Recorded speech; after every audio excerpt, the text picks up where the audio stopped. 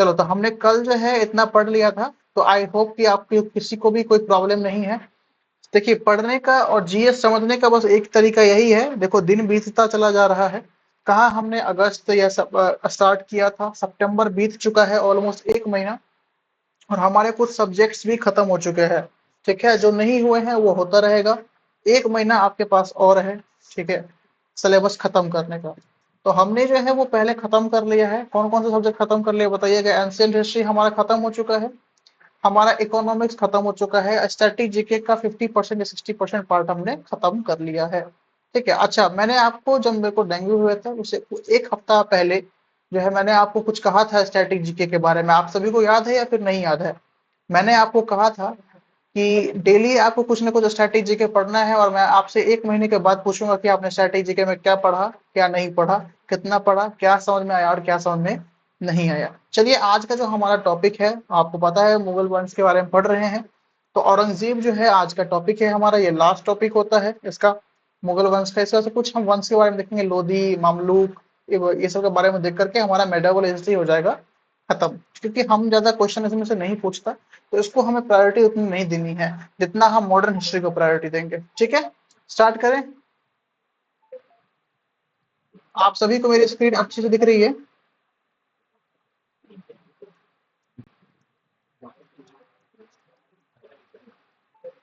सबको यही प्रॉब्लम है क्या? वॉइस का प्रॉब्लम है क्या?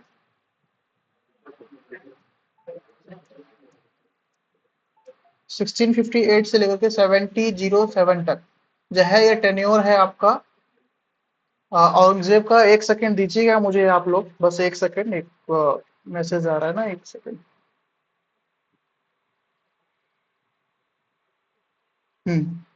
अच्छा, ठीक है। मुझे आप लोग ये बताइए, जो मैंने टेन्योर यहाँ पर लिखा हुआ है 1658 से लेकर 1707 तक का, ये क्या टेन्योर मैंने सही लिखा है? क्या ये मैंने टेन्योर सही लिखा है, बताओ। ठीक है। इसका बर्थ ईयर कौन सा है? देखो, मैं ना यहाँ पर मैं दो डेट्स लिखता हूँ हमेशा। एक तो उसका टाइमलाइन होता है वो, एक लिखता हूँ बर्थ ईयर, एक लिखता हूँ डेथ ईयर, टोटल 3 ईयर लिखता हूँ मैं। तो बर्थ ईयर और डेथ ईयर नहीं याद रखिएगा। ठीक है, बस इसका टेन्योर, ये जो टेन्योर है ना इसका, ये याद रखिएगा, ये काफी इंपॉर्टेंट हो जाता है। और मैंने आपको कल एक क्वेश्चन दिया था लास्ट में कि जो मुगल वंश है, जो ये मुगल वंश है, इसको असेंडिंग टू डिसेंडिंग, ठीक है, या फिर डिसेंडिंग टू असेंडिंग वे में बोलेगा। मतलब दिया रहेगा ऑप्शन, आपको बोलेगा कि कौन सा ऑप्शन सही है, तो याद रखिएगा असेंडिंग टू डिसेंडिंग और डिसेंडिंग टू असेंडिंग ऑर्डर में। ठीक है, बर्थ ईयर से क्या था? यस, ये था 24 अक्टूबर 1618। ठीक है, ये उसका बर्थ ईयर था। ठीक है, याद रखने की जरूरत नहीं है। ठीक है। अच्छा, ऐसा कहाँ पे जन्म कहाँ हुआ था औरंगजेब का, किसी को पता है? ये देखो, उज्जैन के पास जो है ना वो दोहत नामक स्थान पर हुआ था इसका जगह जन्म। क्या बताया? उज्जैन। बहुत सारे बच्चे उज्जैन से याद करते हैं, उज्जैन में इसका बर्थ था, जन्म यहीं पे हुआ था, लेकिन नहीं, उज्जैन में एक जगह है, जगह का नाम है दोहद। ठीक है, जगह का नाम क्या है? जगह का नाम है दोहद, यहाँ पर इसका जन्म हुआ था। ठीक है। अब सीधा इसका देखते हैं कि शादी इसका किसके साथ हुआ था। तो औरंगजेब की जो शादी हुई थी, वो विवाह हुआ था रबिया बीबी से। रबिया बीबी। ठीक है, ईयर देख लें इसका कि कब हुई थी इसकी शादी। इसकी शादी हुई थी 18 मई, और ईयर था 1637। हाँ, 1637 को इसकी शादी हुई थी रबिया बीबी से। ठीक है, याद रखिएगा कि औरंगजेब की जन्म जो हुआ था वो 24 अक्टूबर 1618 को हुआ था। उज्जैन के एक जगह है, निकट एक जगह है दोहद, वहां पर में जन्म हुआ था। शादी हुई थी रबिया बीबी से 18 मई 1637 को हुआ था इसकी शादी। ठीक है। अब देखो, इसकी ना राज्य अभिषेक 2 बार हुआ है। ठीक है ना, गद्दी पर ये 2 बार बैठा था। पहला राज्य अभिषेक जो हुआ था वो हुआ था 21 जुलाई 1658 को। कहाँ पे हुआ था? तो आगरा में हुआ था। और दूसरा हुआ था दिल्ली में 15 जून 1659 को। ठीक है, तो 2 बार इसका राज्यभिषेक हुआ था। तो 2 बार राज्यभिषेक याद रखिएगा। पूछ लेता है कि इस मुगल शासक का 2 बार राज्यभिषेक हुआ था, तो औरंगजेब का हुआ था। पहला राज्यभिषेक कब हुआ था? पहला हुआ था 21 जुलाई 1658। 1658। ठीक है, कहाँ हुआ था? तो ये हुआ था आपका आगरा में। ठीक है।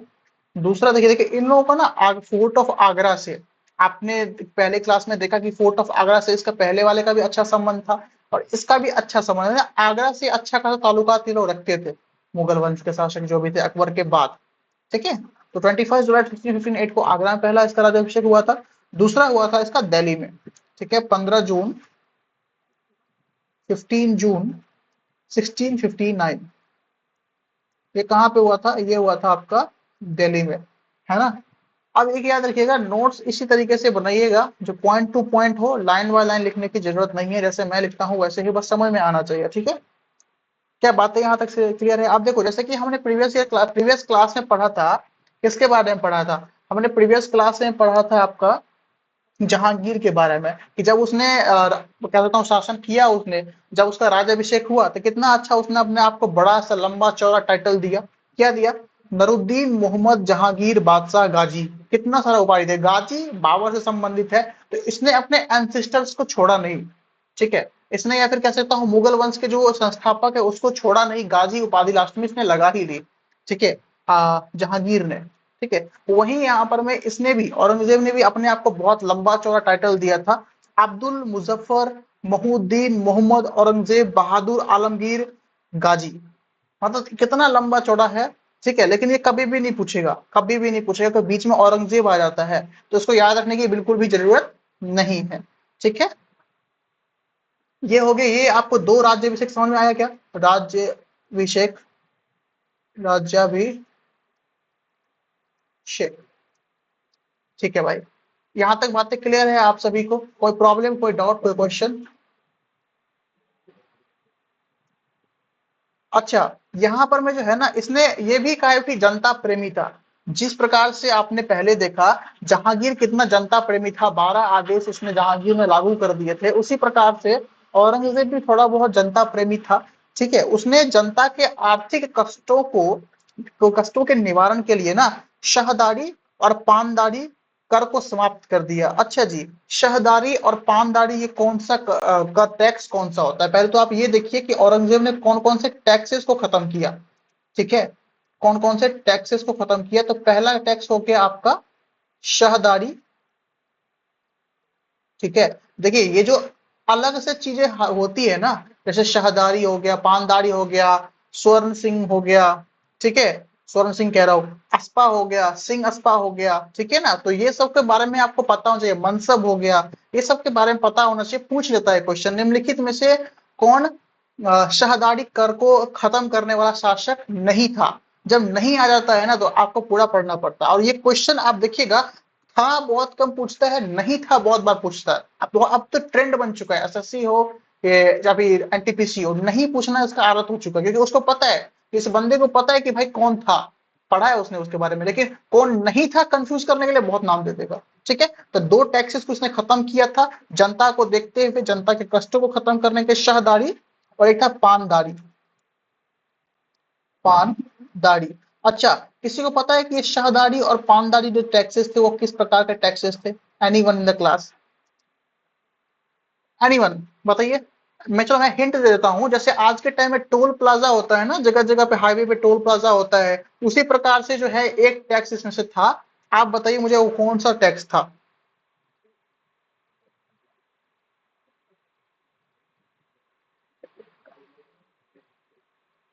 और कोई?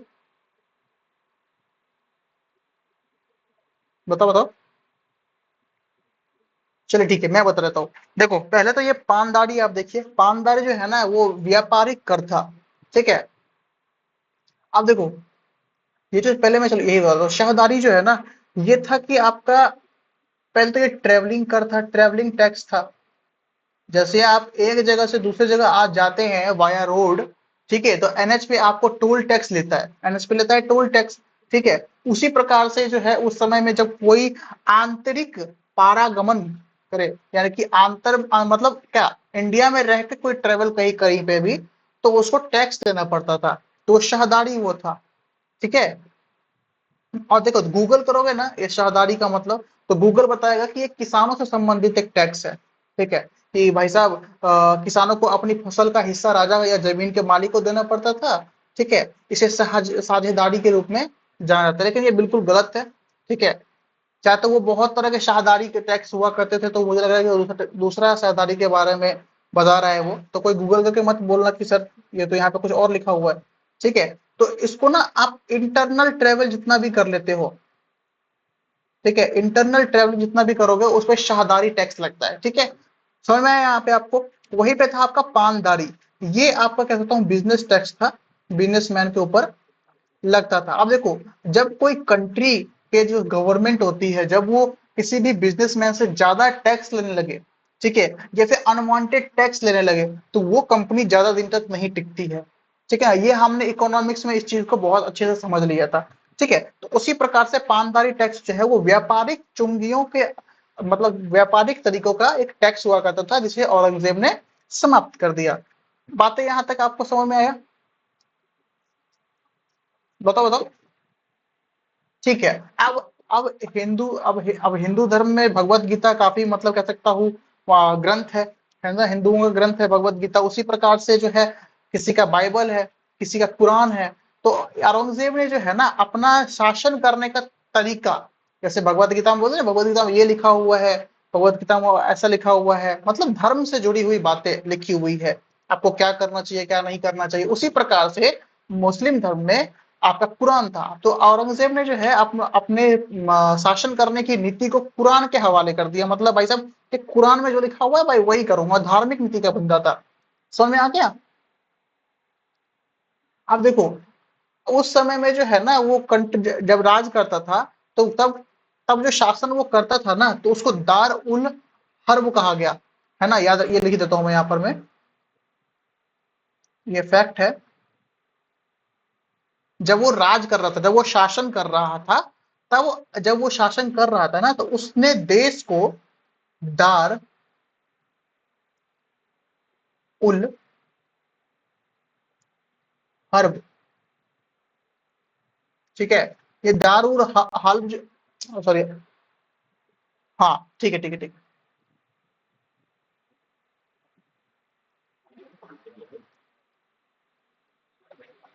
हर्ब हर्ब हर्ब है भाई, हर्ब है।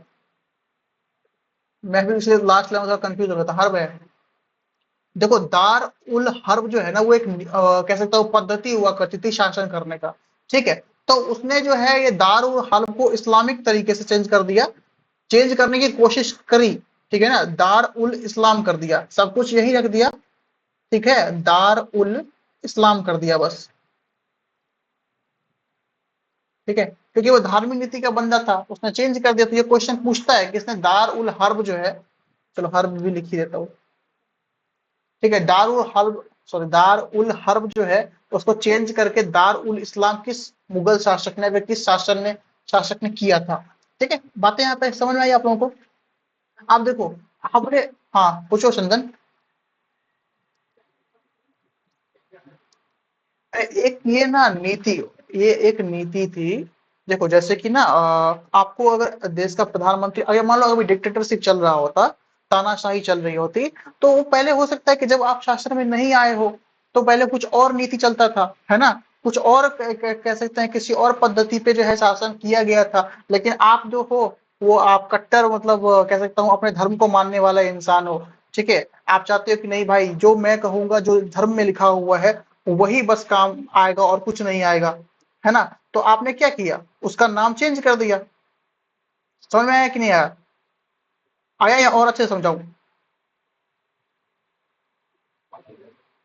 ठीक है, और कोई प्रॉब्लम है किसी को? तो बस आप ना इतना याद रखिए, डेप्थ नहीं है, मेंस थोड़ी लिखना है आपको कि इतना ज्यादा ध्यान देखना है। ठीक है, अच्छा मैं एक और इसको अच्छे वर्ड में एक्सप्लेन कर देता हूँ, सुनिएगा। ये जो दार अल हर्ब, ठीक है, ये मैं उल लिखा हुआ है, इसको इंग्लिश में बोलते हैं दार अल हर्ब।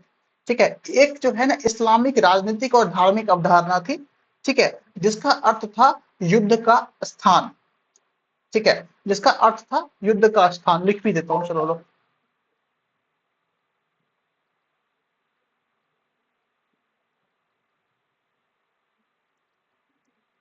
Field of Wars.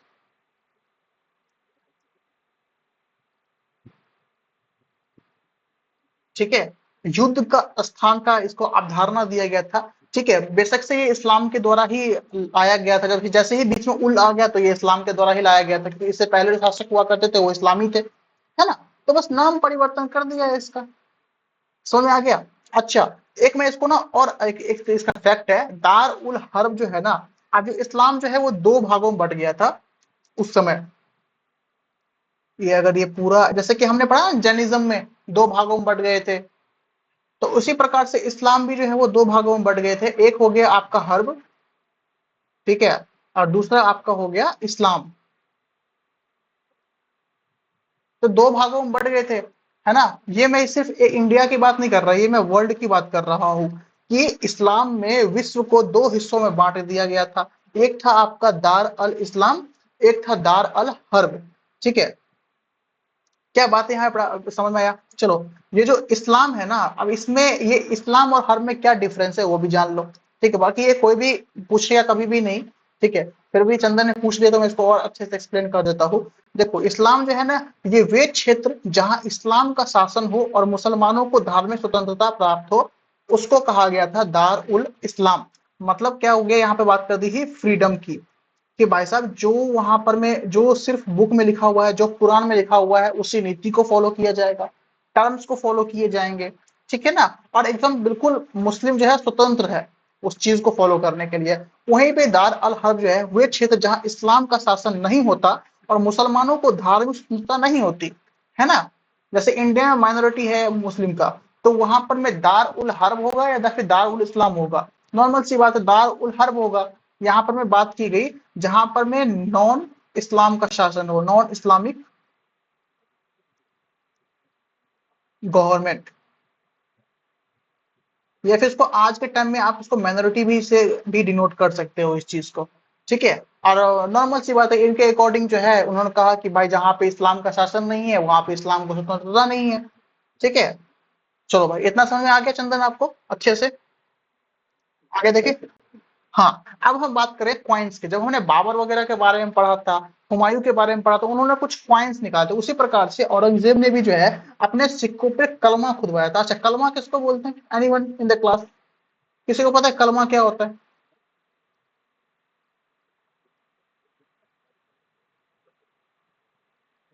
ये लो, मैंने सिक्का बना दिया। कलमा क्या होता है, बताओ बताओ।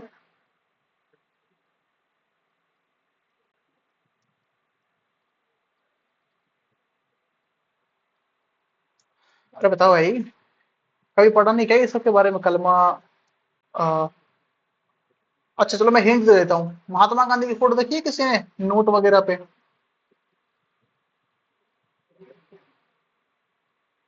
कुछ याद आया इससे? अरे भाई, नॉर्मल सी बात है, जिसका शासन चल रहा है उसी का सब कुछ चलेगा ना। चलो, इसको कलमा बोलते हैं हिंदी में, लेजेंड बोलते हैं इंग्लिश में। आप कुछ बता दो, इतना हिंट दे दिया। अच्छा चलो, और अच्छे से बताया तो, ये देखो मैंने अभी बताया ना, महात्मा गांधी क्यों है, कि वो क्यों महात्मा गांधी को डिनोट करता है, रिप्रेजेंट कर रहे हैं।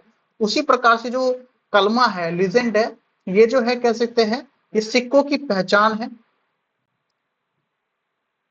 ठीक है, पहचान हो गया पहला तो ये। राजा का नाम, राजा का नाम, ठीक है।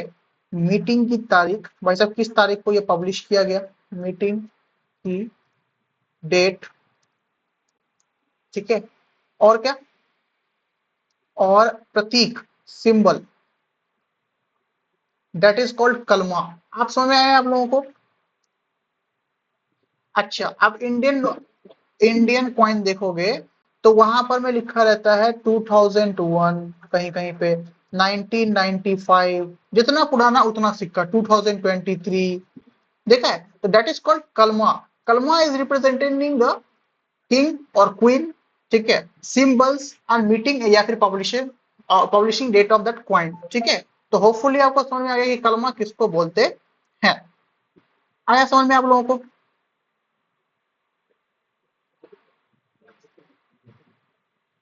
चलो भाई, इतना आ गया समझ में तो अच्छी बात है। आगे देखें। अच्छा 1 मिनट दीजिएगा आप लोग, 1 मिनट दीजिएगा।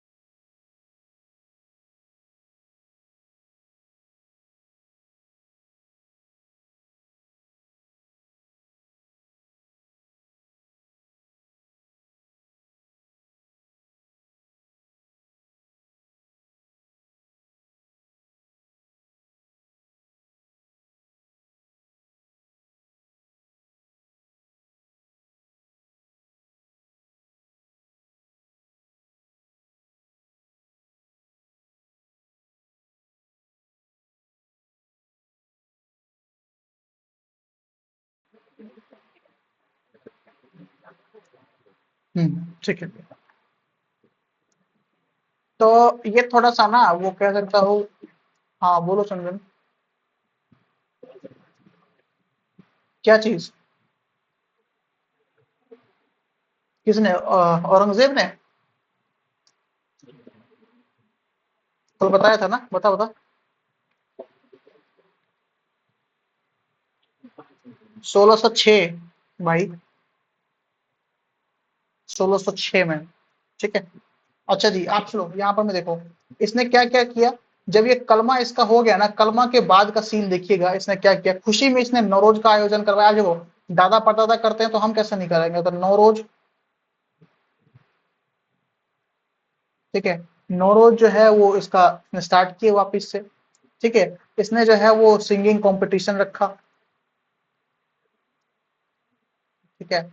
और इसने क्या किया भाई साहब, ये जो है ना थोड़ा सा कैसे ठरकी टाइप का इंसान था, ठीक है। अब ठरकी इसलिए कह रहा हूँ, अब लोग अपने दादा परदादा से सीख लेते हैं, ये उसका उल्टा जाता है।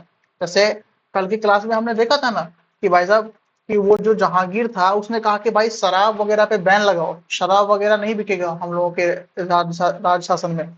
अब इसने कह दिया कि नहीं नहीं, मॉडर्न युग है, शराब वगैरह कैसे नहीं बिकेगा, बेचो। इसने सीधा नेक्स्ट लेवल आगे बढ़ गए, इसने भांग बेचना शुरू कर दिया। भाई भांग का उत्पादन करो जितना हो सके, ठीक है, भांग उत्पादन शुरू किया, ठीक है। अब भांग कर रहा है तो शराब कैसे नहीं करेगा, शराब पीना तथा जुआ खेलने पर प्रतिबंध लगा दिया।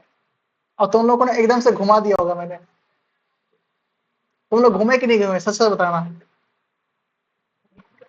तुम लोगों को लग रहा होगा कि भाई कितना अच्छा बता रहे थे कि सर भांग शुरू हो गया। मतलब चीजें ही ऐसी चीजें है भाई कि किसी को भी सुन के लगे अरे वाह कितना अच्छा काम कर रहा है, ठीक है। तो ये भी बहुत, मैंने आपको स्टार्टिंग में बताया था ना, मैं देखो ये ना आईक्यू टेस्ट होता है कभी कभार, ऐसे घुमाने से मेरा बस एक ही मतलब मंशा था कि भाई साहब मैंने आपको आगे ना एक बताया था कुछ कि भाई साहब टैक्सेस का इसने खत्म करवाया था, तो इसने जनता को देखते हुए टैक्सेस को खत्म किया था, है ना। तो जनता से प्रेम करता होगा तभी तो किया, है ना। तो यहाँ पर में इसने जो है ना एक बस ये करवाया और ये करवाया, भांग का उत्पादन होने लगा था बंद करवा दिया इसको, ठीक है। शराब वगैरह बिकना शुरू हो गया था उसको भी बंद करवा दिया, ठीक है। तो इसलिए क्लास में ना अटेंशन पूरा होना चाहिए। आपका क्वेश्चन यहाँ पे होना चाहिए सर लेकिन आपने तो बताया कि भाई ऊपर में ये मतलब जनता से काफी प्रेम करता था, है ना। लेकिन क्वेश्चन में ना आपको यहाँ पे घुमा देता वापिस से, ठीक है। घुमाता ये कि भाई उसका मन वो उस टाइम वैसे था, सत्ता मिल गया तो कुछ और बन गया। आज के टाइम में होता है ना, गवर्नमेंट वैसे ही करती है ना, वोट से पहले और वोट के बाद, ठीक है। तो अब भांग उत्पादन, शराब पीना, ठीक है, और गैम्बलिंग, इस पे जो है ना पूर्णतया प्रतिबंध लगा देते कि भाई ये सब हमारे टाइम में नहीं होगा। अब देखो ये इतना अच्छा शासक था, इसने सती प्रथा पर भी रोक लगा दी, ठीक है। अब देखो हर किसी इंसान का ना एक पॉजिटिव इम्पैक्ट होता है, एक नेगेटिव इम्पैक्ट होता है। तो इसका भी कुछ पॉजिटिव, अभी हम पॉजिटिव चीजों को देख रहे हैं, आगे आने दो नेगेटिव चीजों को भी देखेंगे। सती प्रथा को इसने कब बंद करवाया था किसी को पता है? 1663 में इसने सती प्रथा का उन्मूलन किया था, सती प्रथा को खत्म करवा दिया था भाई साहब कि नहीं ये बंद हो जाओ, ठीक है। हिंदुओं पर तीर्थ यात्रा कर लगाया गया था, ठीक है। और 1668 ईस्वी में हिंदू त्योहारों को मनाए जाने पर रोक लगा दी। मैंने क्या कहा था अभी, मैंने बताया था ना ट्विस्ट आने वाला है, मैंने बताया ये सब उसको पॉजिटिवनेस था। मतलब कहूँ ना ये कि भाई ये इस्लाम के प्रति, इस्लाम के लोगों के लिए सब कुछ ठीक है, लेकिन इस्लाम जो नॉन इस्लामिक बंदे हैं उनके लिए कुछ भी ठीक नहीं है। मतलब यहाँ पर में जो हिंदू के बारे में है इसने लिखा कि भाई इसने कहा कि हिंदुओं को तो टैक्स होगा ना, हिंदुओं की तीर्थ यात्रा। कौटिल्य ने अपने अर्थशास्त्र में कहा कि अगर कोई भी नेता या फिर कोई भी राजा कट्टरपंथी है, एक धर्म को बहुत ज्यादा प्रायोरिटी देता है और दूसरे धर्म को मिट्टी में मिलाने की कोशिश करता है या खत्म करने की कोशिश करता है, तो वो राजा ज्यादा दिन तक जो है वो सिंहासन पे नहीं बैठता, ठीक है। कौटिल्य ने कहा था अध्याय 5 में, ठीक है। तो हिंदुओं की तीर्थ यात्रा पर इसने कर लगाना, टैक्स लगाना इसने स्टार्ट कर दिया था, ठीक है। और जो हिंदू त्योहार थे, फेस्टिवल्स ऑफ, एग्जैक्टली मैंने वही कहा ना। हाँ इसने जो है टैक्स तो नहीं, इसको खत्म ही करवा दिया, बंद करवा दिया, नहीं भाई होगा ही नहीं, हिंदू का त्योहार ही नहीं बनेगा, है ना। अच्छा, औरंगजेब ने अपने शासन के 11वें वर्ष जो है ना वो जारोखा दर्शन, जरोखा दर्शन और 12वें तुलादान प्रथा को भी समाप्त कर दिया। अच्छा जी, जरोखा दर्शन और तुलादान प्रथा, चलो मैं इसको पहले लिख देता हूँ, ये उसके कुछ इम्पैक्ट थे। इसको ना आप ऊपर में हेडिंग डालिएगा, इम्पैक्ट्स ऑफ औरंगजेब, औरंगजेब का शासन पद्धति, ये डालिएगा इससे, ठीक है। अच्छा, उसको जूम आउट कर देता हूँ। लिख लिया ना आप लोगों ने यहाँ तक? वैसे रिकॉर्डिंग मिल जाएगी, आज तो मिल ही जाएगी। अच्छा, इसने जो है जब औरंगजेब का जो 11 वर्ष कंप्लीट हो गया था,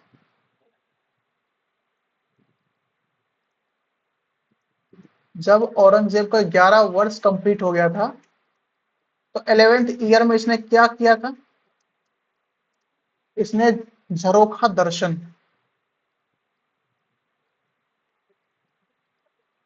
क्या लिखा? झरोखा। मानसी, एसएससी सीजीएल का क्वेश्चन है ये, झरोखा दर्शन। बताओ क्या है झरोखा दर्शन? क्वेश्चन था इसी साल का ये, 12th, 12वें साल। ठीक है, अभी रुक जाना, मुझे लिखने देना है ना। तुलादान प्रथा, इस सबको खत्म करवा दिया। ठीक है ना? अच्छा, क्या होता है ये झरोखा दर्शन? बताओ।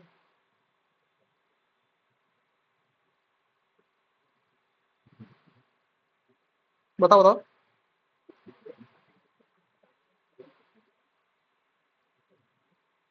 चंदन बताओ। ठीक है, म्यूजिक होता है।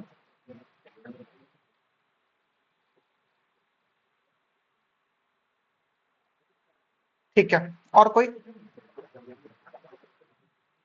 हम्म,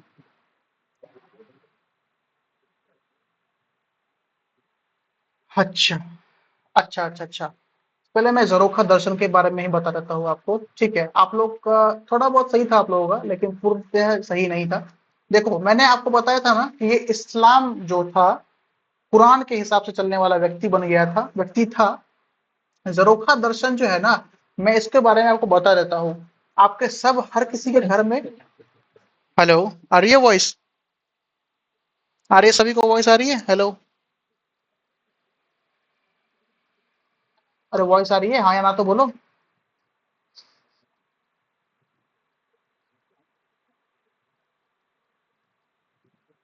वॉइस आ रही है भाई मेरी, किसी को भी? अरे भाई, एटलीस्ट रिप्लाई तो दिया करो यार। मैं 5 बार पूछता हूँ तो एक बार रिप्लाई देते हो। ठीक है, नहीं आती तो नहीं आती, सीधा बोल दो नहीं आ रही है। सुनो सुनो, ये देखो, औरंगजेब ने जो है ना, जरोखा दर्शन क्या होता था, नाम से पता चल रहा है। एक बार रीजन कर चंदन। देखो, जरोखा दर्शन क्या था? हाँ, जरोखा दर्शन क्या था? सुनो सुनो, जरोखा दर्शन जो है ना, वो मुगल काल की एक परंपरा थी, जिसमें सम्राट जो है ना, वो प्रतिदिन सुबह अपने महल की एक खिड़की या जरोखे से जनता का दर्शन देता। जरोखा का मतलब होता है विंडो। ठीक है, हर महल में जो है वो विंडो रहता था। आपने देखा होगा ना भाई साहब, कृष्णदेव राय का जब तेनालीरामा आता था, तो आपने देखा होगा कि भाई साहब वो महाराजा जो हुआ करते थे, वो बालकनी में आकर के, खिड़की के पास आकर के लोगों को हैंड शेक करते थे कि भाई मैं जिंदा हूं अभी, तुम लोग टेंशन मत लो। ठीक है, तुम लोग कोई प्रॉब्लम है तो तुम भाई देख लो। अच्छा, तो इसमें क्या था कि ये सम्राट के द्वारा ये परंपरा शुरू से चलती आ रही थी कि भाई सम्राट जो है वो रोज सुबह सुबह प्रतिदिन मॉर्निंग में जो है वो आएंगे खिड़की के पास मॉर्निंग में, और अपने मॉर्निंग में और अपने जो है जनता को अपना मुख दिखाएंगे। ठीक है, अपना हाथ हैंड शेक करेंगे। ठीक है, जिससे जनता को लगे कि हाँ भाई साहब, हमारे नेताजी तो जिंदा हैं अभी। अच्छा, ये जरोखा की प्रथा स्टार्ट किसने किया था अगर पूछ ले तो? अकबर ने स्टार्ट किया था। ठीक है, ये जरोखा की प्रथा जो है वो अकबर के द्वारा शुरू की गई थी। अच्छा जी, जहांगीर और शाहजहां ने भी इसे जारी रखा था। इस परंपरा का उद्देश्य जनता और शासक के बीच सीधा संपर्क स्थापित करना था, ताकि लोग अपने सम्राट को देख सके और उन पर विश्वास कर सके। ठीक है, समझ में आया आप लोगों को? क्या बातें यहां तक के लिए जरोखा के बारे में पता चला आप लोगों को? आवाज आ रही है भाई आप लोगों तक मेरी आवाज? हेलो?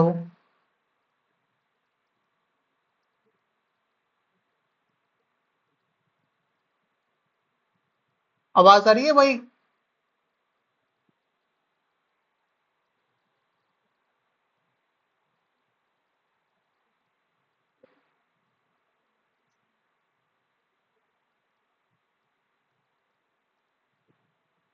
अभी ठीक है?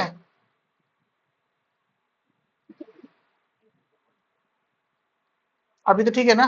मैंने रिफ्रेश किया यहाँ से।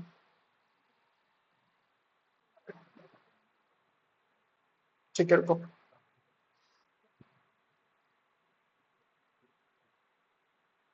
अच्छा, तो मैंने क्या कहा था, जरोखा का मतलब होता है विंडो। अकबर के शासनकाल से ये जरोखा दर्शन जो है वो प्रचलित था। ठीक है, लेकिन ये औरंगजेब जो है वो इस्लामिक धर्म को मानने वाला शासक था, इस्लाम को ज्यादा प्रायोरिटी देता था। तो उसने बोला कि नहीं नहीं, ये सब चीजें नहीं चलेगी, ये सब चीजें बंद करो, ये इस्लाम के अगेंस्ट में है। ठीक है। क्या कहा इसने इसने कहा कि भाई साहब ये चीजें इस्लाम के अगेंस्ट में हैं, तो ये चीजों को बंद करो। ठीक है, अब आता है तुलादान। किसी को पता तुलादान क्या है?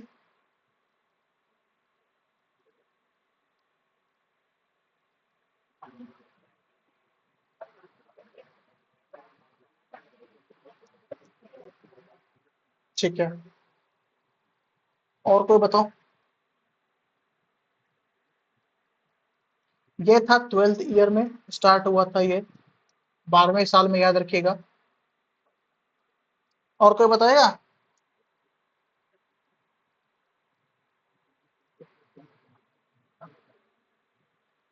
ठीक है, जरोखा तो समझ में आ गया ना कि जरोखा क्या था? कोई प्रॉब्लम तो नहीं है जरोखा में? क्योंकि ये जो है वो अकबर के द्वारा स्टार्ट किया गया था। पूछ लेता है कभी कभार भाई कि स्टार्ट किसके द्वारा किया गया था। ठीक है। ठीक है, तो मानसिंह ने इसका सही बताया कि तुलादान प्रथा जो है, तुला और प्लस दान, दान का मतलब होता है, क्या कह रहे हो, क्या कह रहे हो भाई? किसका मतलब? हेलो। देखो, तुलादान का मतलब मैं वही तो बता रहा हूँ भाई। ये देखो, ये एंशियंट टाइम से ये प्रथा चली आ रही थी। ठीक है। तुलादान का मतलब होता है, तुलादान प्रथा प्राचीन भारत की प्रथा थी, जिसमें राजा या शासक अपने शरीर का भार विभिन्न वस्तुओं जैसे सोना, चांदी, अनाज या अन्य मूल्यवान सामग्रियों के से तुलवाते थे। ठीक है। और इस प्रकार प्राप्त वस्तुएं दान में दी जाती थी। मतलब क्या? पहले तो इसने वेट करवा लिया। अब किसी किसी का क्या पता 50 किलो ही वेट हो, बॉडी का वेट। ठीक है ना? 50 किलो वेट है तो भाई साहब 50 किलो के हिसाब से भाई गोल्ड दे दो। ठीक है, सिल्वर दे दो, ऑर्नामेंट्स दे दो। ठीक है, कुछ भी दे दो। तो उसके हिसाब से लोगों को दान दिया जाता था। ठीक है ना? और आमतौर पर ये किसको मिलता था? ब्राह्मणों को, मंदिरों में गरीबों या जरूरतमंद लोगों को मिलता था। ठीक है, और इस प्रथा का उद्देश्य हुआ करता था कि राजा की उदारता को दिखाना, कि भाई देखो, राजा हमारे कितने ज्यादा, हम कह सकता हूँ, हम लोगों के लिए लिबरल है, कि भाई अपने बॉडी का वेट नाप करके हम लोगों को सामान दे रहे हैं। ठीक है, तो एक अच्छा इम्पैक्ट शो होता है सोसाइटी में किसी भी पर्सन को लेकर के, समझ में आया? तो यहाँ पर मैं किसको दिया जाता था ये चीजें? तो ये दिया जाता था आपको ब्राह्मण्स को। ठीक है, पुअर को, गरीबों को, और टेम्पल्स में दिए जाते थे। ठीक है, तो लेकिन भाई साहब ये भी वापस से आ गए यहाँ पर, जैसे ही ब्राह्मण और मंदिर के बारे में चर्चा हुई तो भाई साहब आ गया औरंगजेब, इस्लामी प्रथा को मानने वाला कट्टरपंथी शासक। तो उसने इसको भी बंद करवा दिया। तो ये दोनों चीजों को जो है उसने क्या कर दिया, खत्म करवा दिया। समझ में आया आप लोगों को?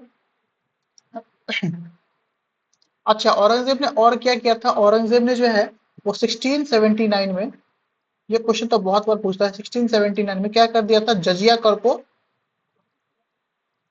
क्या कर दिया था, जजिया कर को, जजिया कर को वापस से शुरू कर दिया था। ठीक है, इसकी शुरुआत जब वापस से औरंगजेब ने जजिया कर को शुरुआत।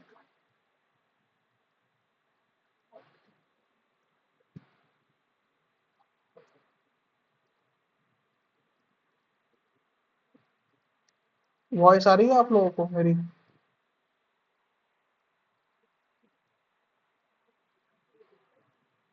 तो इको तो इसलिए आ रहा है भाई क्योंकि तुम्हारा माइक ओपन है। माइक तो बंद करो अपना, माइक बंद कर लीजिए। ठीक है, जब भी मैं बोलता रहूँ ना कुछ, तो किसी का भी माइक मत ओपन रखो, क्योंकि उससे क्या होगा कि वापस से आवाज 2 बार रिपीट होकर के आएगी। ठीक है, तो माइक बंद कर दिया करो। ठीक है चंदन, हो सकता है क्योंकि आपको बार बार प्रॉब्लम आ रहा है, तो इसका मतलब यही है कि आपके एरिया में या फिर आपका नेटवर्क जो है प्रॉब्लम कर रहा है। ठीक है, एक बार चेक कर लो, अदरवाइज आप लीव कर दो, रिकॉर्डिंग आप देखना, रिकॉर्डिंग तो मिल ही जाएगा आपको। ठीक है, तो जचिया का को 1679 में इसने वापस से स्टार्ट कर दिया था, और 1704 में इसने क्या कर दिया था, इसे दक्कन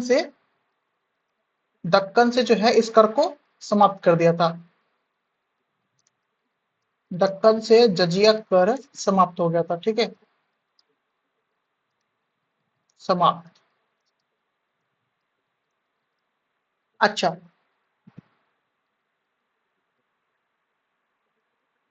इतना तो समझ में आया आप लोगों को। अच्छा, औरंगजेब को क्या क्या किस किस नाम से जाना जाता है, आज ये वो भी देख लेते हैं कि औरंगजेब के दूसरे नाम कौन कौन से हैं। ठीक है, पूछ लेता है ना, तो हमें देखना पड़ता है ये चीजें। अच्छा जी, पहला उसका नाम जो हो गया औरंगजेब का, वो तो हो गया आपका जिंदा पीर। क्या लिखा मैंने, जिंदा पीर। ठीक है, दूसरा इसका नाम हो गया शाही दरवेज।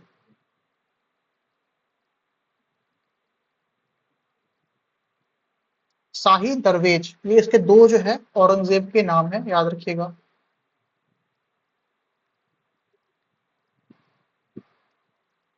ठीक है जी।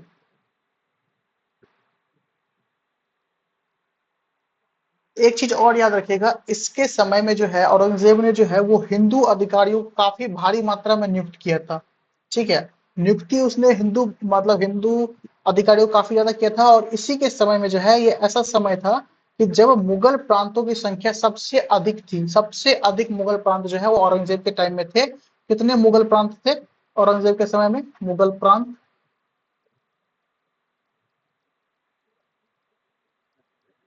टोटल 21 मुगल प्रांत हुआ करते थे औरंगजेब के तय समय में। सच है, ठीक है। बातें यहाँ तक क्लियर आई। अच्छा, यहाँ पर मैं ना आपके दिमाग घुमाने के लिए एक क्वेश्चन पूछ लेगा, क्योंकि आप सभी को पता है कि ये इस्लाम को मानने वाला था, तो हिंदुओं से तो उसका दूर दूर तक कोई संबंध नहीं होना चाहिए, लेकिन इसने सबसे ज्यादा जो है मैक्सिमम हिंदू ऑफिसर्स, ठीक है, इसको अपॉइंट किया था। बहुत ज्यादा हिंदू ऑफिसर्स को क्या किया था, अपने शासनकाल में अपॉइंट किया था, याद रखिएगा। ठीक है, यहाँ तक आपको बात समझ में आ गई थी। इसके समय में भी जो है वो काफी ज्यादा युद्ध हुए थे। ठीक है, टोटल आठ आठ युद्ध जो है वो औरंगजेब के टाइम में हुए थे।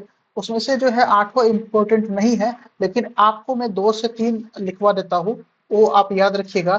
पहला तो आपका हो गया अंग्रेजों का विद्रोह।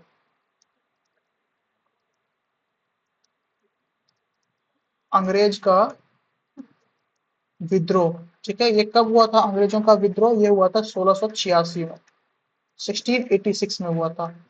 दूसरा आपका हुआ था अफगान विद्रोह। ठीक है, अफगान अफगान अफगान अफगान 1667 में। ठीक है, तीसरा आपका हुआ था सिख विद्रोह।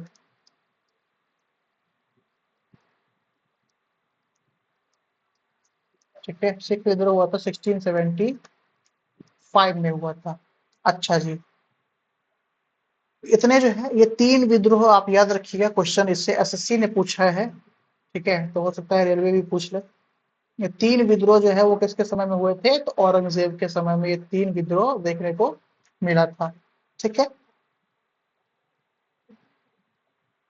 यहाँ तक बातें आप लोगों को समझ में आ गई।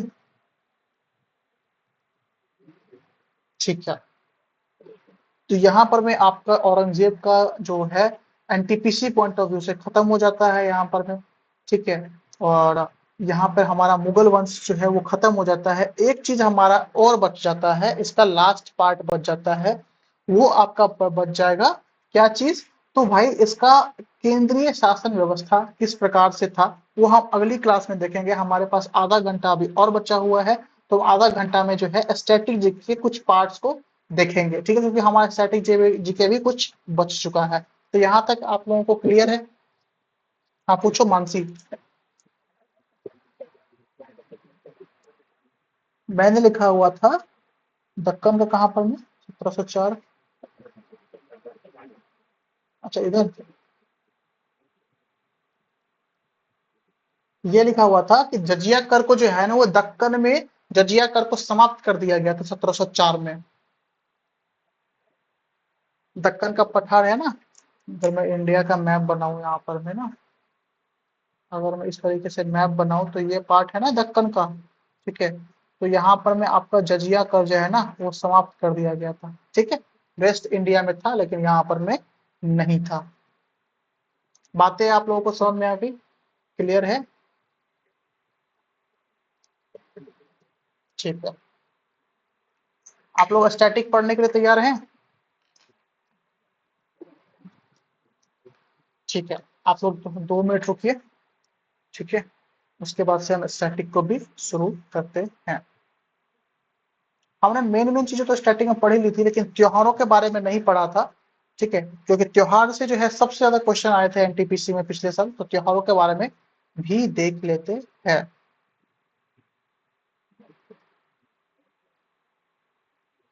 ठीक है, हम बात करने वाले हैं स्टैटिक जीके में फेस्टिवल्स का। याद रखिएगा, स्टैटिक जीके ऐसा सब्जेक्ट होता है जिसको डेली पढ़ना पड़ता है, और डेली जब तक नहीं पढ़ेंगे तब तक जो है नहीं हो पाएगा काम। ठीक है, देखें, इसमें ऐसा कुछ ज़्यादा खास नहीं होता, लेकिन हमको हर स्टेट के जो है ना, पहले हर स्टेट के फेस्टिवल्स के बारे में हमें जानना काफ़ी ज़्यादा इम्पोर्टेंट हो जाता है इस सब्जेक्ट्स पे। तो हम बात करने वाले हैं एस्थेटिक। हेडिंग डाल लीजिएगा एस्थेटिक नेक्स्ट पेज में, और डालिएगा फेस्टिवल्स।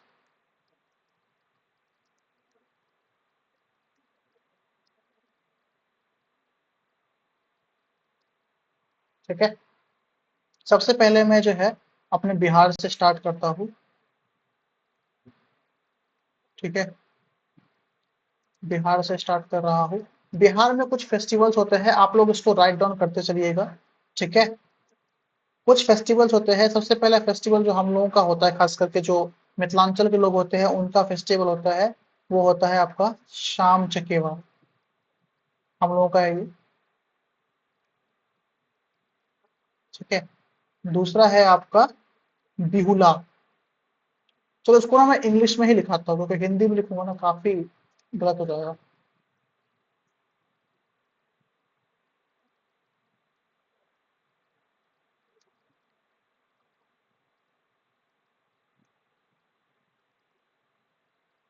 ठीक है, शाम चकेवा, और ये काफी इंपॉर्टेंट है, इसके आगे ब्रैकेट में लिख दीजिएगा इम्पोर्टेंट।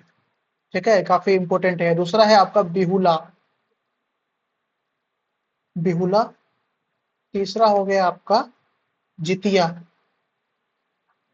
सुना है इस सब के बारे में कभी? जितिया वगैरह के बारे में कभी आप लोगों ने? है ना? सोहराय। सोहराय, ठीक है। मतलब ये आप कह सकता हो नॉर्थ बिहार से शुरू होता है और धीरे धीरे धीरे साउथ बिहार तक फैल जाता है। तो सोहराय। ठीक है, फिर होता है सरहुल। जहां पे मुझे एक्स्ट्रा पॉइंट बताने की जरूरत पड़ेगी वहां पे मैं बता दूंगा, इस समय कोई एक्स्ट्रा पॉइंट जानने की चीजें नहीं है। एक हो गया आपका कर्मा। ठीक है, कर्मा। और एक हो गया आपका छठ पूजा, ये तो आपको याद ही होगा हर किसी को भी। छठ पूजा। अच्छा, ओरिजिन जो होता है ना बिहार में, ये जो कह सकता हूँ डोमेस्टिक त्योहारों का, ये नेशनल त्योहार नहीं है, डोमेस्टिक त्योहार है। शुरुआत यहीं से होती है, ओरिजिन यहीं से होता है बिहार में डोमेस्टिक त्योहारों का। छठ पूजा के ठीक बाद हम लोगों का सामा चकेवा होता है। ठीक है, उसके बाद से जितिया, तो चलो जितिया को हम नॉन कंसिडर नहीं करेंगे इसमें डोमेस्टिक में, है ना। इसका अलग ही एक फिक्स्ड मंथ रहता है, उस मंथ में होता है। उसके बाद से बिहुला होता है, फिर होता है सोहराय, फिर होता है आपका सरहुल, फिर होता है कर्मा। ठीक है, यहाँ तक सबको क्लियर है बातें? ठीक है, लास्ट में मैं इसका आपको ट्रिक भी बताऊंगा, तो परेशान होने की जरूरत नहीं है। अच्छा, अब आते हैं आंध्र प्रदेश पे। आंध्र प्रदेश। इस क्लास के बाद आपको जो है पीवाईक्यू लगाना है, याद रखिएगा। पीवाईक्यू लगाना मत भूलिएगा। इसके ज्यादा नहीं है, 4 ही है। और जिसके आगे इंपॉर्टेंट लिख दिया है उसको भूलिएगा मत, रिक्वेस्ट है आप लोगों से। फ्लेमिंगो, इसी बार एसएससी सीजीएल ने पूछा ये क्वेश्चन। फ्लेमिंगो किस राज्य का त्योहार है? इंपॉर्टेंट। ठीक है, एक होता है आपका कल्याण उत्सव। कल्याण उत्सवम। कल्याण उत्सवम। एक होता है आपका यल्लम्मा जतारा।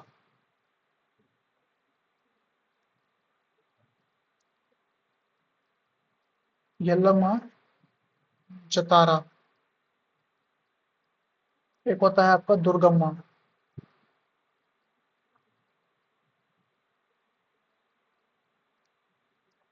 दुर्गम्मा, ठीक है, ये आपके कुछ चार हो गए आंध्र प्रदेश के। अब आता है आपका अरुणाचल प्रदेश।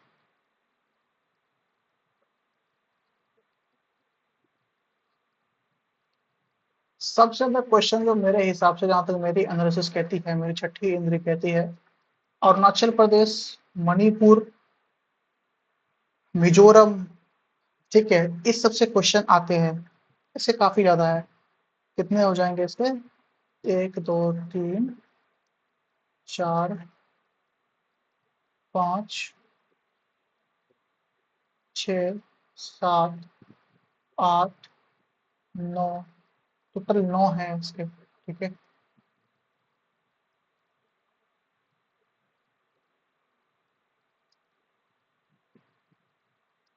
इसका बता दो, किसी को पता है कोई त्योहार का नाम? बताओ बताओ। चलो मैं बता देता हूँ। सोलुंग।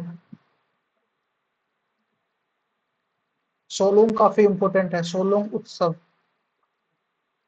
इसको जूम कर देता हूँ ना। सोलुंग उत्सव है, इंपॉर्टेंट। फिर आपका होता है ड्री उत्सव।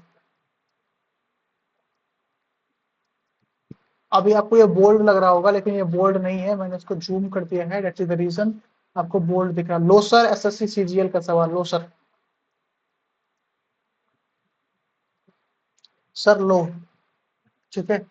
और ये किस ट्राइब के द्वारा मनाया जाता है, तो याद रखिएगा, मोनप्पा ट्राइब के द्वारा जो है, मोनप्पा,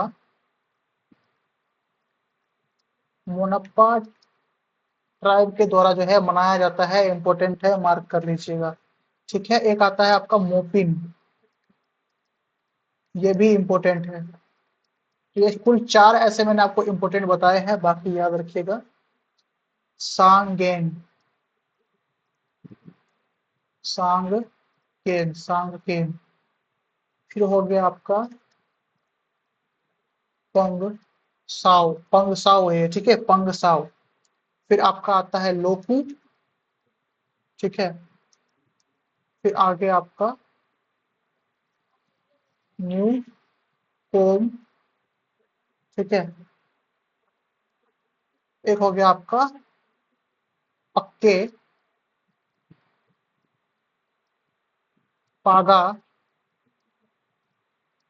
हॉर्नबिल। अच्छा, हॉर्नबिल तो नागालैंड का है ना?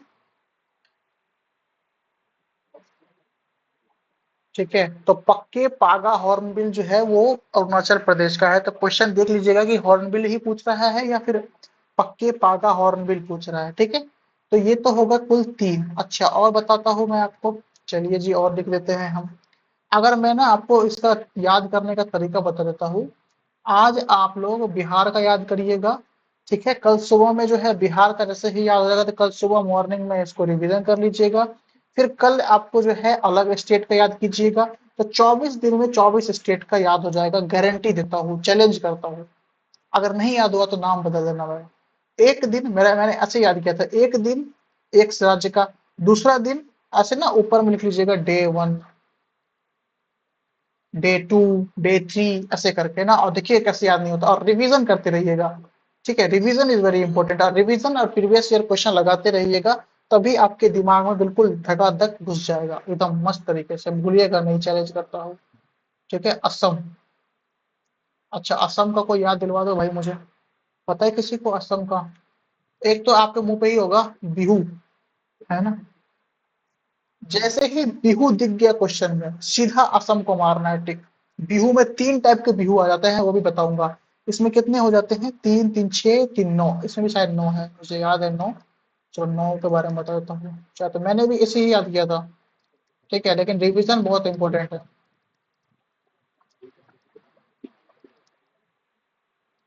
क्या कह रही हो? बिल्कुल होता है।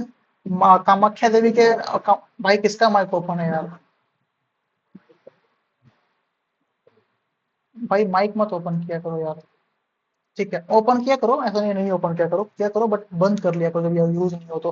कामाख्या देवी के नाम पे जो है ये होता है, ठीक है, काफी इंपॉर्टेंट क्वेश्चन है, देखो सब कुछ एसएससी का क्वेश्चन है सारा, ठीक है।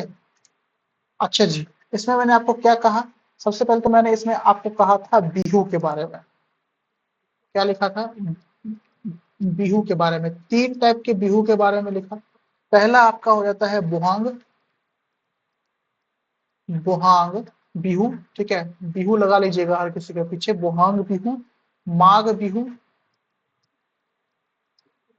माघ बिहू, और तीसरा बिहू होता है काथी, काथी, ठीक है, काथी बिहू, ठीक है, काथी बिहू।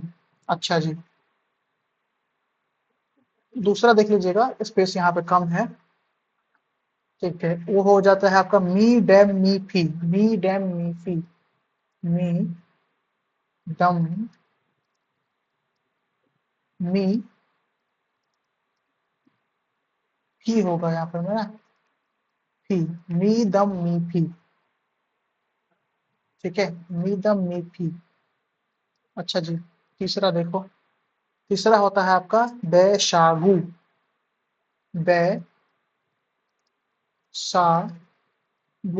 अच्छा, ये जो बैसागु है ये बोडो जनजाति द्वारा मनाया जाता है, बोडो ट्राइब के द्वारा मनाया जाता है। अच्छा जी, चौथा आपका होता है देहिंग पटकाई,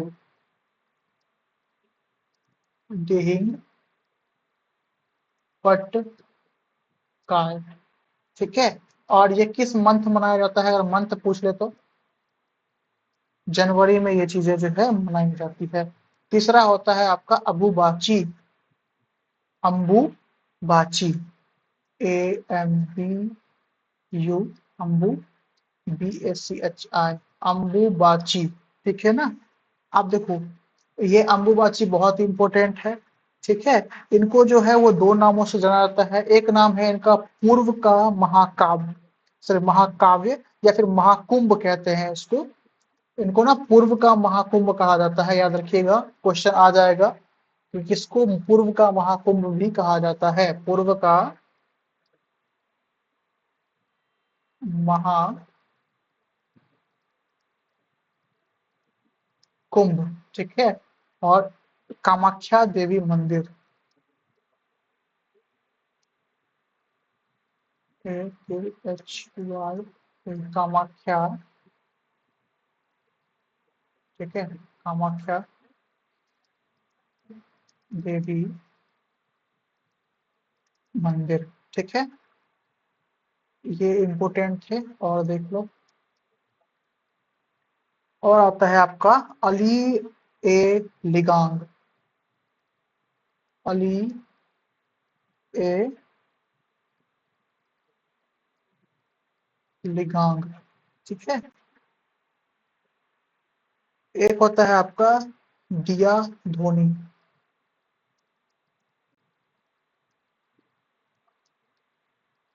ठीक है, दिया धोनी।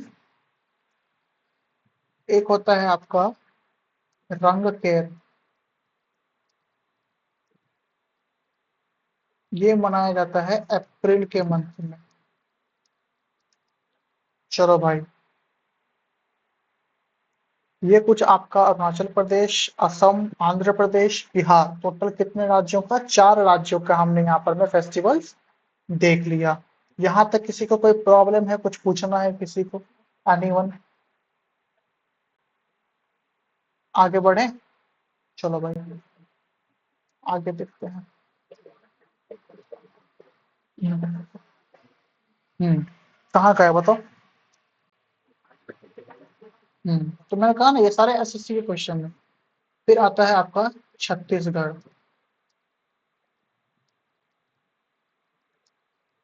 छत्तीस, छत्तीसगढ़, अच्छा जी, इसमें ज्यादा नहीं है, इसमें भी 6 ही है, 1 2 3 4 5 6, 6 कौन कौन से हैं आइए देखते हैं फटाफट से।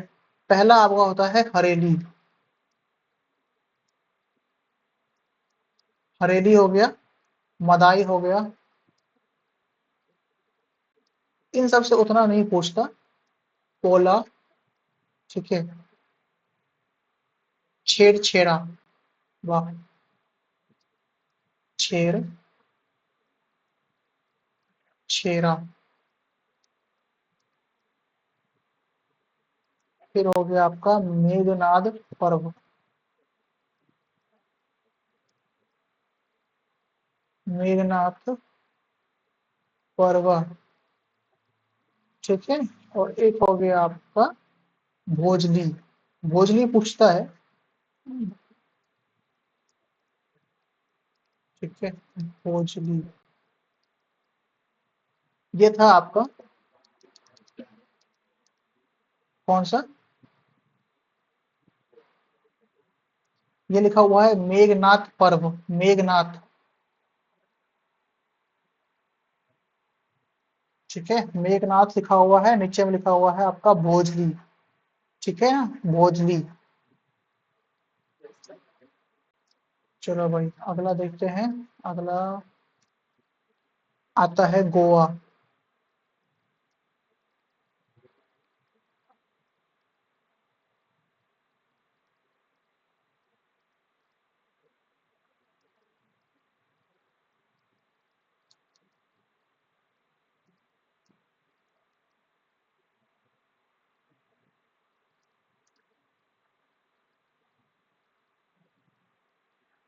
एक होता है सेंट फ्रांसिस जेवियर पर्व।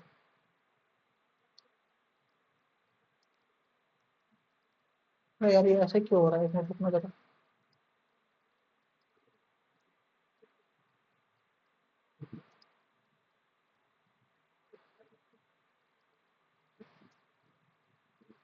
आप लोगों को भी ऐसे से हो रहा है क्या? लिख में कहाँ रहा हूँ, जा कहाँ रहा है ये। चलो इतना ही आज हम करते हैं, ठीक है। इससे आगे हम कल देख लेंगे। बस मैंने आपको जो यहाँ पर में लिखा हुआ है ना, डे 1, तो मैं कल पूछूंगा, ठीक है, याद रखना। ठीक है, पूछूंगा मैं इस सब चीजों से। चलो कंप्लीट कर ही लेते हैं इसको। Francis Saint Francis xavier। देखो जैसे ही आपको ये ब्रिटिशर्स का नाम आ जाता है ना, तो फिर ब्रिटिशर्स जिसका क्या है त्योहार, तो आंख बंद करके लगा दो गोवा पे, ठीक है। कौन है भाई ये, अभी ज्वाइन कर रहा है भाई क्लास खत्म होने के टाइम पे।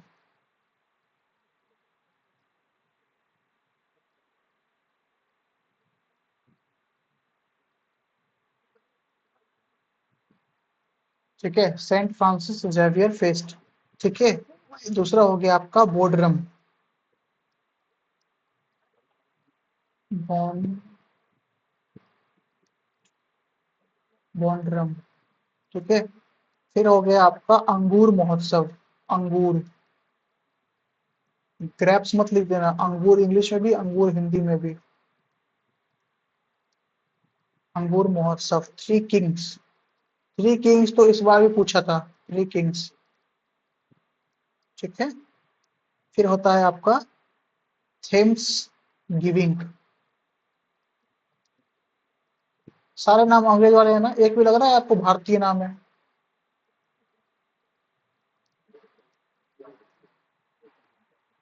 हाँ, तो ये कुछ थे सेंट फ्रांसिस जेवियर फेस्ट। दूसरा हो गया बॉन्ड्रम, तीसरा हो गया अंगूर महोत्सव, चौथा हो गया थ्री किंग्स, पांचवा हो गया थेम्स गिविंग, ठीक है। और एक चीज और लिख लेना ना इसके साथ ही, एक और लिख लेना। एक और आता है आपका साओ जाओ महोत्सव। आओ भी जाओ भी, साओ जाओ, सो जाओ, ठीक है, सो जाओ महोत्सव। इसे है ना सो जाओ,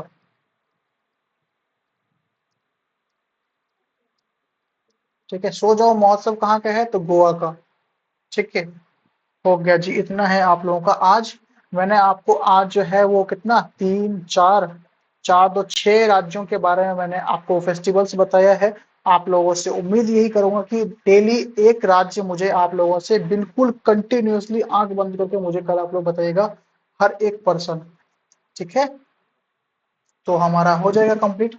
आज 6 कर दिया है, कल 6 और कर दूंगा, 6 6 12 हो जाएंगे, ठीक है। अच्छा, हमारे हमारे पास अभी टाइम है क्या? बिल्कुल 8 मिनट है हमारे पास।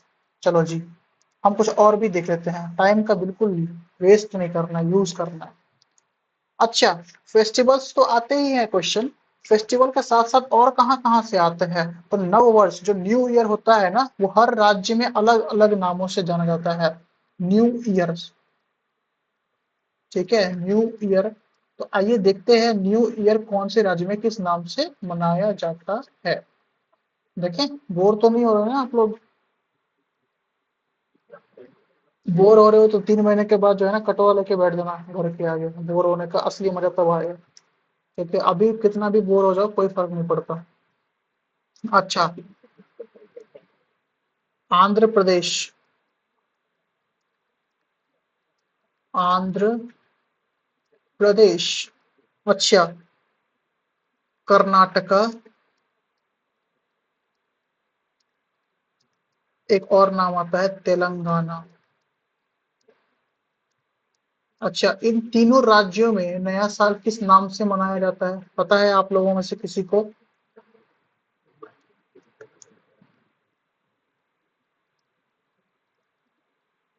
उगादी, ठीक है ना। उगादी किस महीने में आता है, बनता है? मार्च, ठीक है। और साथ ही कहां पर में? मार्च और अप्रैल, मार्च और अप्रैल में बनता है। अच्छा जी, याद रहेगा आप लोगों को, भूलेंगे तो नहीं ना, एक बार बता दीजिए। फिर आता है, हाँ, महाराष्ट्र, ठीक है। महाराष्ट्र तो हर किसी को पता होगा, तारक मेहता जो देखता होगा, महाराष्ट्र, गुड़ी पड़वा,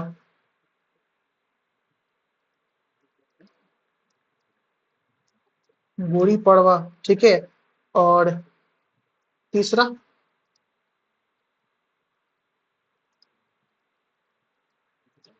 तीसरा हो गया पंजाब। ये तो हर किसी को पता होगा। बताओ बताओ, पंजाब को नया साल किस नाम से मनाया जाता है?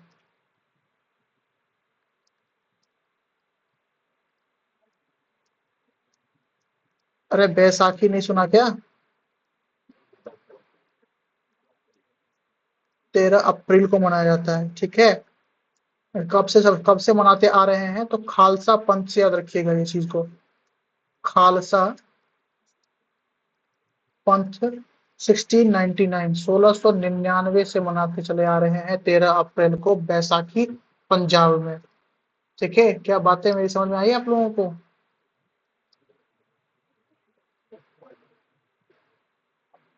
ये ये चैत्र माह में मनाया जाता है भाई।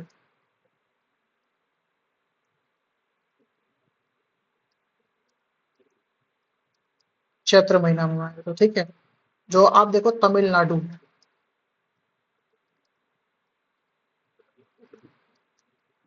तमिलनाडु देखिए, तमिलनाडु में हो गया आपका, इसको बोलते हैं पूथुंडू,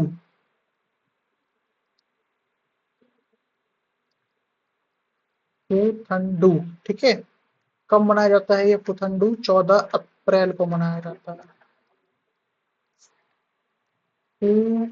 पुथंडू, दिख रहा है? पुथंडू बोलते हैं इसको, पुथंडू। अब नाम ही ऐसे, तो मुझसे मत पूछना कि नाम ऐसा क्यों है, ठीक है। असम हो गया आपका। असम में क्या है? बोहाग बिहू। अभी देखो, बिहू आया यहाँ पर में, बिहू आया। कहाँ गया असम हमारा, कहाँ गया असम? ये देखो आ गया बिहू, आया। तो बिहू सीधा, बिहू जहां दिख जाएगा वहां पे आसाम मिल जाएगा। तो आसाम से क्या आ गया? बोहाग बिहू, बोहाग बिहू। ये आपका बहुत इंपॉर्टेंट चैप्टर है, ये भी अप्रैल के मंथ में मनाया जाता है, ठीक है। अच्छा, छठ, ये तो होता है वेस्ट बंगाल।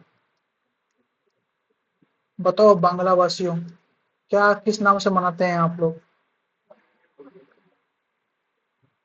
पोहेला,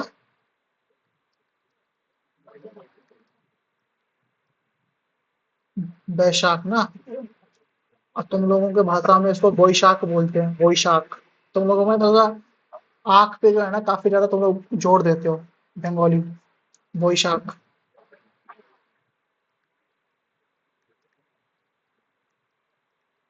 ठीक है, बोईशाख ये कौन से महीने में मनाते हैं आप लोग?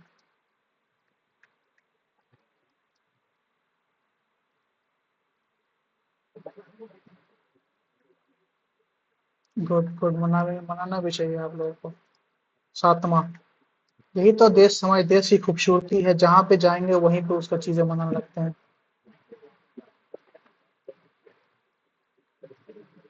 सही है, सही है। बहुत अच्छे। गुजरात। गुजरात को तो बता दो। अरे बहुत बार पूछता है गुजरात का, बताओ बताओ। बस टू। वर्ष ये कब मनाया जाता है भाई? ये मनाया जाता है दीपावली के अगले दिन, मतलब अगले ही महीने जो है वो गुजरात वालों का नया साल शुरू हो जाएगा। 2025 में घुस जाएंगे वो लोग।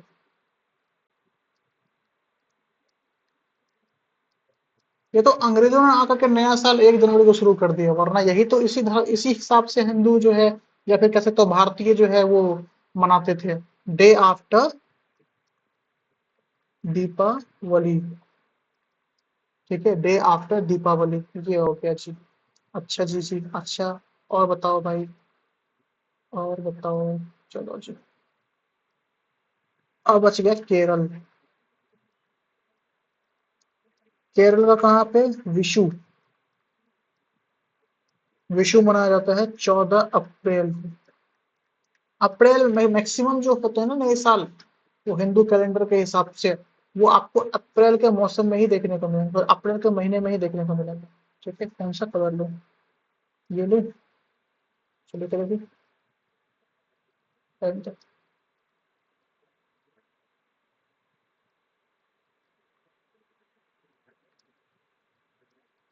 असम हो गया, केरल हो गया। सिक्किम।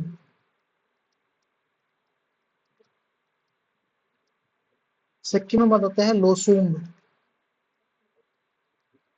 लोसूंग मनाते हैं, ये मनाते हैं दिसंबर के महीने में।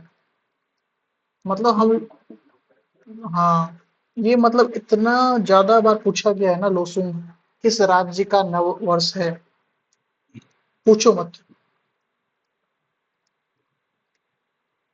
कश्मीर।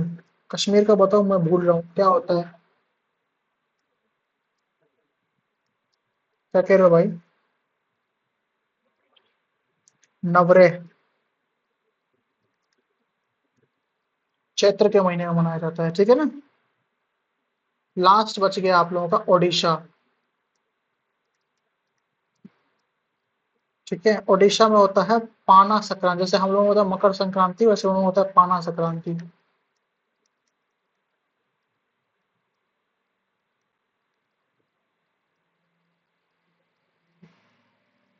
पाना संक्रांति। ठीक है, और ये पाना संक्रांति में क्वेश्चन इस प्रकार से आता है कि ये पाना संक्रांति कहाँ मनाया जाता है? तो ये तो पता है ओडिशा में मनाया जाता है, ओडिशा में भी कहाँ मनाया जाता है? तो ये मनाया जाता है हनुमान मंदिर में। हनुमान जी के मंदिर में मनाया जाता है, ठीक है ना। चलिए जी। अच्छा, ये आपका बहुत इम्पोर्टेंट था। मैंने आप लोगों को अच्छे से बता दिया, एक्सप्लेन कर दिया। क्या कह रहे हो भाई?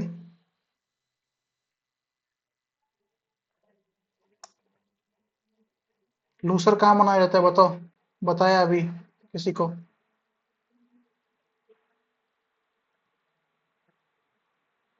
बताओ बताओ।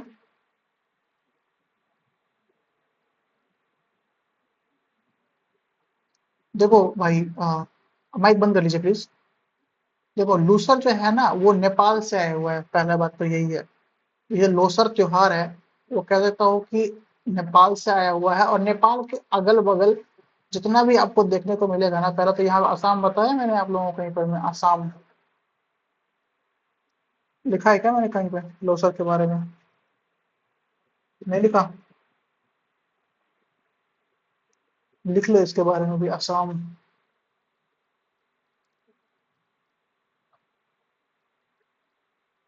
लोसर। ठीक है, ये देखो, ये तिब्बत में मनाया जाता है। ठीक है, तिब्बत में। नेपाल में, ठीक है, साथ ही साथ ये भूटान में, ठीक है भाई, और असम में तो मनाया जाता है, और सिक्किम जैसे राज्यों में भी मनाया जाता है ये त्योहार। ठीक है, तो that is the reason examiner will never ask you this question. और क्वेश्चन पूछेगा भी ना तो बहुत रेयरली पूछेगा ये क्वेश्चन। ठीक है, अगर पूछता है तो वो कुछ ऐसे राज्यों को दे देगा, बोलेगा निम्नलिखित में से किस राज्य में लोसर पर्व, ठीक है, लोसर त्योहार नहीं मनाया जाता है। ठीक है, तो भाई साहब नहीं जैसे आ गया ना तो वो आपको सिक्किम, तिब्बत, नेपाल और दे देगा बिहार। ठीक है, तो बिहार में नहीं माना तो बिहार हो गया सही। ठीक है, समझ आया? कितने दिनों तक ये मनाया जाता है, डेज?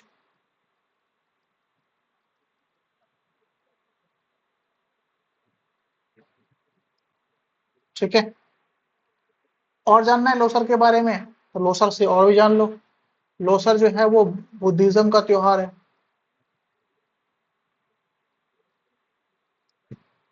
ठीक है, चलो भाई, तो आज बस इतना ही। आज की क्लास में बस इतना ही था। रिवीजन करिएगा, प्रीवियस ईयर क्वेश्चन लगाइएगा, कोई डाउट हो तो ग्रुप में पूछ लीजिएगा। और ये जो रिकॉर्डिंग है वो रिकॉर्डिंग आधे घंटे में अपलोड हो जाएगी चैनल पर में। ठीक है, थैंक यू सो मच।